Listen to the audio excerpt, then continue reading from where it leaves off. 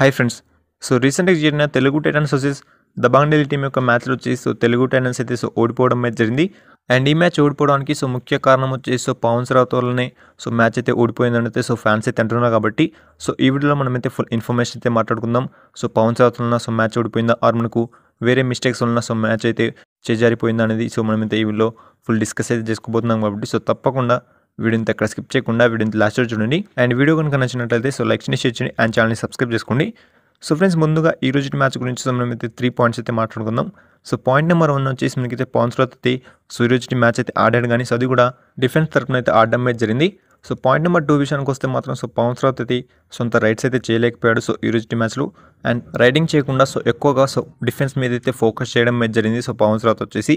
Friends, ఇక point number 3 final విషయానికి వస్తే మాత్రం పవన్ రావుత్ అయితే టోటల్లీ మిస్టేక్స్ అయితే చేయడం అయితే జరిగింది. డిఫెండర్స్ తరపున ఆడినప్పటికీ టోటల్లీ మిస్టేక్స్ అయితే చేయడం అయితే జరిగింది. అందుకే దబాంగ్ ఢిల్లీ టీంకి అయితే లీడ్ ఇవ్వడం అయితే జరిగింది.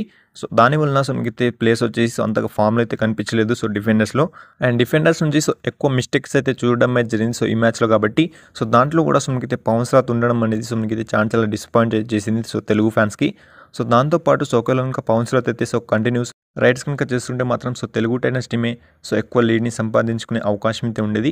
కానీ పవన్ రావుత్ అయితే చాలా రోజుల తర్వాత మ్యాచ్ అయితే ఆడడం అయితే జరిగింది. ఫ్యాన్స్ అయితే చాలా ఎక్కువ హోప్స్ అయితే పెంచుకున్నారు కానీ అంతగా రీచ్ అయితే కాలేకపోయాడు ఈ రోజు మ్యాచ్కి. కాబట్టి మీరైతే కింద కామెంట్ చేయండి. పవన్ రావుత్ అయితే రైడ్ చేయకపోవడానికి కారణం వచ్చేసి మీకేమనిపిస్తుంది అనేది మీరు తప్పకుండా కింద కామెంట్ చేయండి. అండ్ ఫైనల్లీ ఈ వీడియోకి అయితే ఇంత చెప్పొచ్చు కాబట్టి ఇలాంటి వీడియోస్ కోసం వీడియోని లైక్ చేయండి, షేర్ చేయండి అండ్ తప్పకుండా సబ్స్క్రైబ్ చేసుకోండి.